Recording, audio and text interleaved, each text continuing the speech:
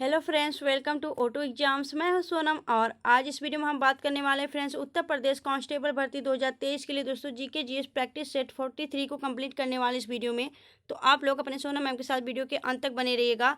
Friends, अगर आप हमारे चैनल पर नए हैं तो प्लीज़ चैनल सब्सक्राइब कर लें, ऑटो एग्जाम्स को बेल आइकन प्रेस कर लें, जिससे कि हमारी नेक्स्ट वीडियो की नोटिफिकेशन आप लोग तक पहुँचती रहो, आप लोग अपनी कंटिन्यू प्रिपरेशन करते रहें। तो फ्रेंड्स चलिए चलते हैं हम पहले क्वेश्चन की तरफ। आपको बता दें दोस्तों कि इस वीडियो में हम टोटल 30 क्वेश्चन कंप्लीटेड लिए हैं, जो कि आपके एग्जाम पॉइंट ऑफ व्यू से काफ़ी ज़्यादा इंपॉर्टेंट और यूजफुल होने वाले हैं। तो फ्रेंड्स आप लोग वीडियो को पूरा देखिएगा। चलिए चलते हैं हम अपने क्वेश्चन की तरफ। तो पहला क्वेश्चन आपका है, संसद को भंग करने के लिए कौन सक्षम निकाय है? तो आपका राइट आंसर होगा, अगर हम बात करें संसद को भंग करने की जो शक्ति है वह किसके पास है, तो आपका राइट आंसर हो जाएगा ऑप्शन सी, राष्ट्रपति के पास। भारत के राष्ट्रपति के पास संसद को भंग करने की शक्ति है। और यह जो है आपके भारत के राष्ट्रपति, वह किस आर्टिकल के तहत संसद को भंग कर सकते हैं? तो आपके 85(2) के तहत। ठीक है, 85(2) के तहत आपका अनुच्छेद 85(2) के तहत आपकी यह शक्ति है राष्ट्रपति के पास कि वह संसद को भंग कर सकते हैं। ठीक है, चलिए आगे चलते हैं हम नेक्स्ट क्वेश्चन की तरफ। अगला क्वेश्चन आपका है, लोक कल्याणकारी राज्य की अवधारणा किसमें निहित है? तो आपका राइट आंसर हो जाएगा ऑप्शन बी, राज्य के नीति निर्देशक तत्व। अगर वही बात करें हम राज्य के नीति निर्देशक तत्व जो है वह किस संविधान से अडॉप्ट किए गए हैं? तो यह आपके आयरलैंड संविधान से अडॉप्ट किए गए हैं। और किस भाग के तहत है? तो यह आपके भाग 4 में उल्लेखित है। भाग 4 में आपका राज्य के नीति निर्देशक तत्व यानी आपके डीपीएसपी उल्लेखित की गई है। अगर बात की किस आर्टिकल के तहत है, तो यह आर्टिकल 36 से लेके 51 तक है। ठीक है, 36 से लेके 51 तक आपका अनुच्छेद किससे संबंधित है? डीपीएसपी से संबंधित है। ठीक है, चलिए आगे चलते हैं हम नेक्स्ट क्वेश्चन की तरफ। अगला क्वेश्चन आपका है, संविधान सभा ने राष्ट्रगान को कब स्वीकार किया? तो आपका राइट आंसर हो जाएगा 24 जनवरी। 24 जनवरी 1950 को आपका जो राष्ट्रगान है उसे संविधान सभा द्वारा स्वीकार किया गया था। ठीक है, अगर वही बात करें हम संविधान जो है सभा यानी आपका जो संविधान था वह पूर्ण रूप से कब लागू हुआ था? तो पूर्ण रूप से आपका 26 जनवरी 1950 को लागू हुआ था। ठीक है, उससे 2 दिन पहले ही आपका राष्ट्रगान को स्वीकार कर लिया गया था। ठीक है, नेशनल एंथम्स को। चलिए आगे चलते हैं। अगला क्वेश्चन आपका है, भारतीय नागरिकों को प्राप्त मूल अधिकारों की संख्या यानी आपके नंबर ऑफ फंडामेंटल राइट्स कितनी है? तो आपका राइट आंसर हो जाएगा, कुल आपके कितने हैं? तो 6 हैं दोस्तों। 6 आपके क्या प्राप्त हैं? आपके मूल अधिकार यानी फंडामेंटल्स जो राइट्स हैं आपके 6 हैं। ठीक है, वह 6 कौन कौन से हैं दोस्तों? तो आइए जान लेते हैं।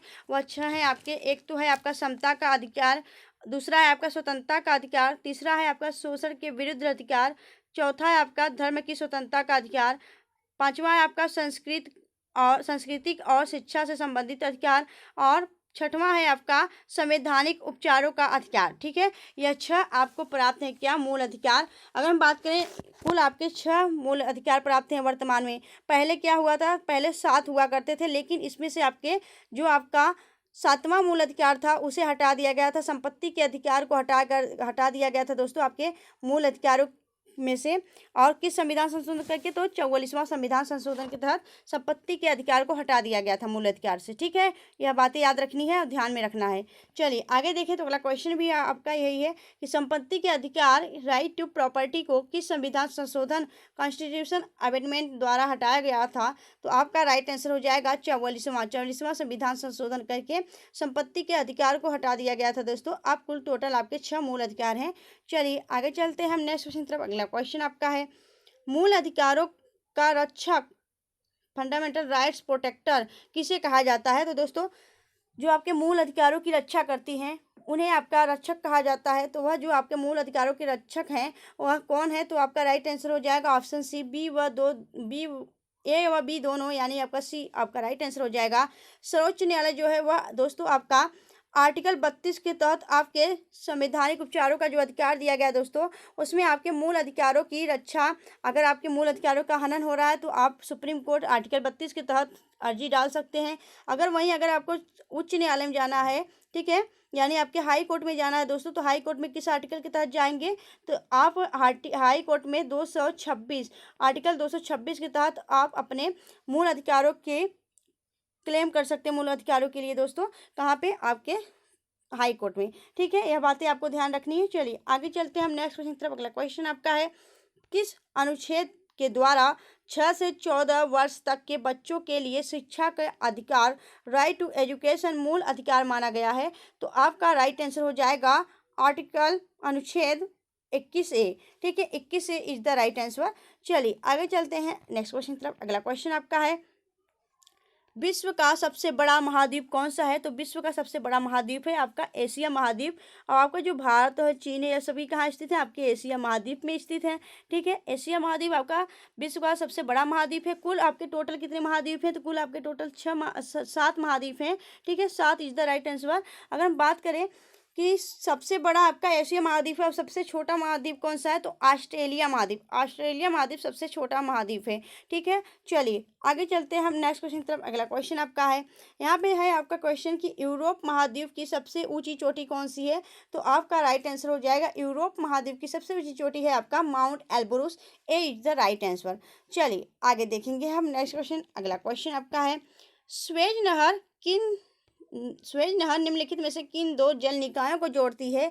तो आपका राइट आंसर हो जाएगा, जो स्वेज नहर है दोस्तों, यह आपके मिस्र में स्थित है और यह आपके किन 2 निकायों को जोड़ती है? तो आपका राइट आंसर हो जाएगा, यह भूमध्य सागर को लाल सागर से जोड़ती है। ए इज द राइट आंसर। ठीक है, चलिए आगे चलते हैं हम नेक्स्ट क्वेश्चन की तरफ। अगला क्वेश्चन आपका है, झारिया किस खनिज उत्पादन के लिए भारत में प्रसिद्ध है?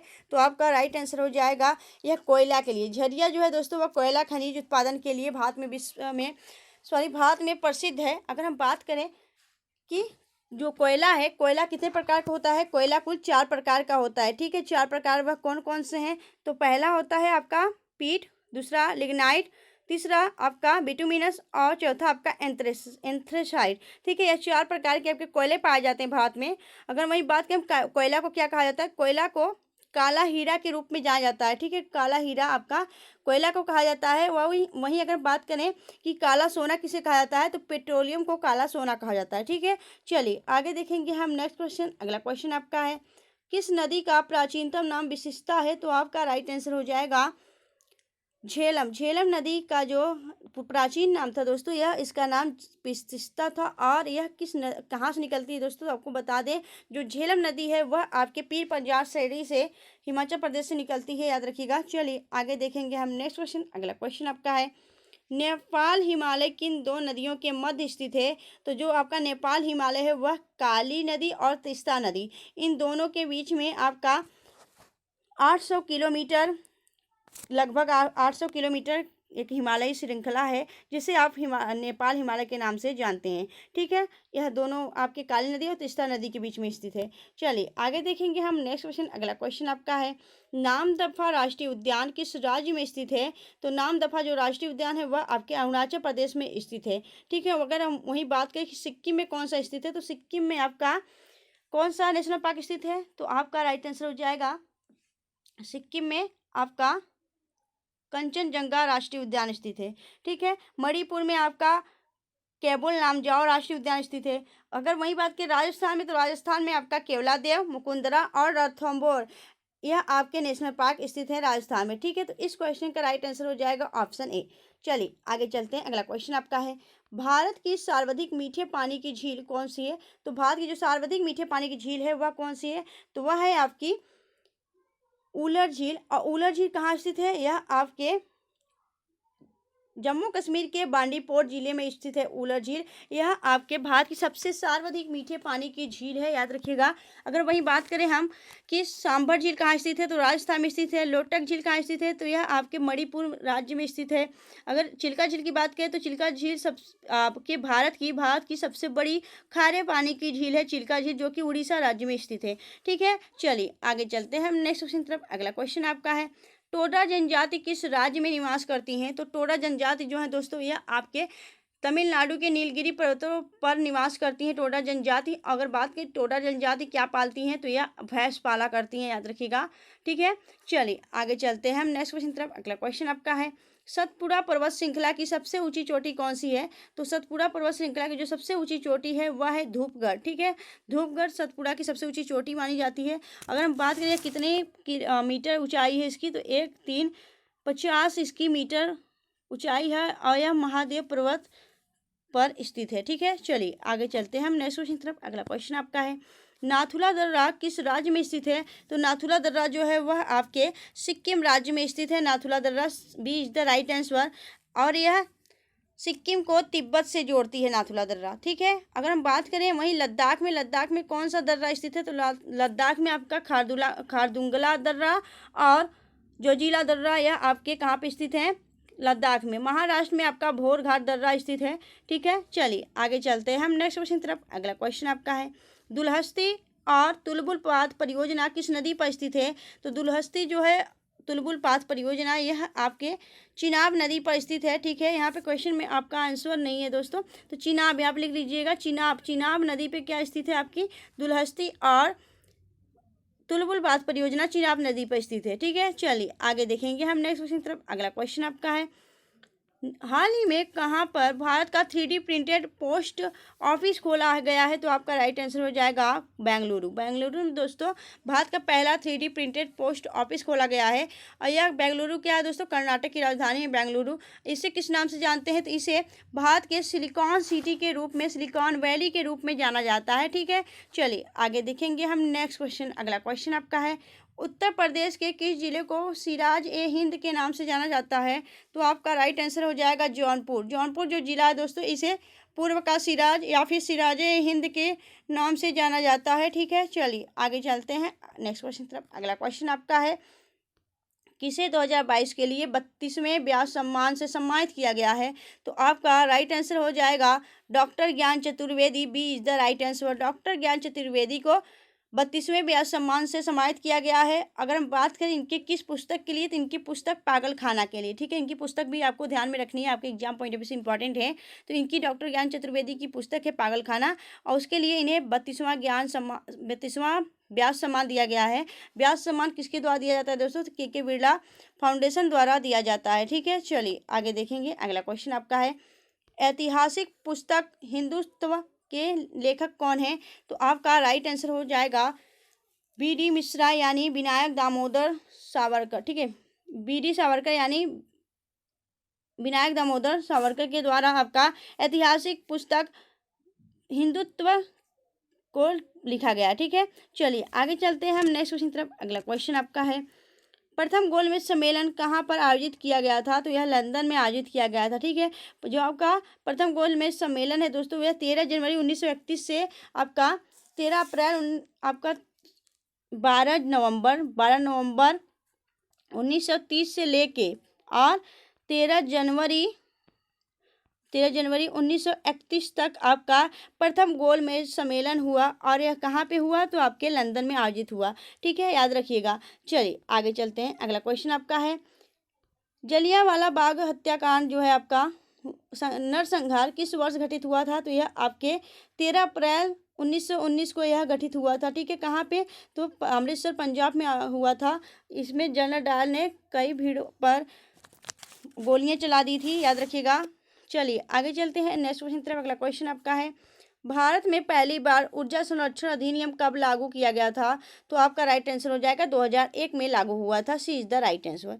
आगे देखिए, तो अगला क्वेश्चन आपका है, भारत में किन 2 राज्यों को 1 मई 1960 में स्थापित किया गया था? तो आपका राइट आंसर हो जाएगा उपयुक्त ये वाला दोनों, यानी महाराष्ट्र और गुजरात। महाराष्ट्र गुजरात दोनों अपना स्थापना दिवस कब मनाते हैं? तो 1 मई को मनाते हैं। इन दोनों को एक साथ 1 मई 1960 को स्थापित किया गया था, याद रखिएगा। चलिए आगे चलते हैं हम नेक्स्ट क्वेश्चन की तरफ। अगला क्वेश्चन आपका है, 2 नदियों के मध्य उपजाऊ भूमि को क्या कहा जाता है? तो जो आपके 2 नदी होते हैं, मान लीजिए इधर एक नदी है, दूसरा इधर नदी है, और इन दोनों के बीच जो आपकी उपजाऊ भूमि है, इसे क्या कहते हैं? इसे दोआब के नाम से जानते हैं। दोआब आपका राइट आंसर हो जाएगा। ठीक है, चलिए आगे देखें। तो अगला क्वेश्चन आपका है, निम्नलिखित खेलों में से सुनील छेत्री किस खेल से संबंधित हैं? तो यह आपके फुटबॉल प्लेयर हैं दोस्तों, फुटबॉल प्लेयर हैं यह आपके सुनील छेत्री। ठीक है, चलिए आगे चलते हैं नेक्स्ट क्वेश्चन की तरफ। अगला क्वेश्चन आपका है, मालाबार संयुक्त सैन्य अभ्यास 2023 के नवीनतम संस्करण को कहाँ पर आयोजित किया गया है? तो आपका राइट आंसर हो जाएगा ऑस्ट्रेलिया। ठीक है, ऑस्ट्रेलिया में आयोजित किया जाना है आपका कौन सा मालाबार संयुक्त, या 10 दिवसीय आपका अभ्यास होना है। अगर हम बात करें कि ऑस्ट्रेलिया में आयोजित हो रहा है। तो ऑस्ट्रेलिया की राजधानी क्या है? ऑस्ट्रेलिया की राजधानी है आपकी कैनबरा और यहाँ की मुद्रा है डॉलर। ठीक है फ्रेंड्स, तो आपको वीडियो कैसी लगी आप हमें कमेंट करके जरूर बताएं। अगर आपको वीडियो अच्छी लगी हो, हेल्पफुल लगी हो, तो प्लीज़ वीडियो को लाइक करें फ्रेंड्स और चैनल को सब्सक्राइब कर लें ऑटो एग्जाम्स को। अगर आप हमारे चैनल पर नए हैं तो चैनल सब्सक्राइब जरूर करना और इस वीडियो को ग्रुप में शेयर कर दिया करिए, जिससे कि यह वीडियो और भी लोगों के पास पहुँचे और भी लोग अपने कंटिन्यू अपनी प्रिपरेशन कर सकें। तो फ्रेंड्स, मिलेंगे आपसे नेक्स्ट वीडियो में ऐसे ही बेहतरीन क्वेश्चन के साथ नेक्स्ट वीडियो में। तब तक के लिए bye bye and take care.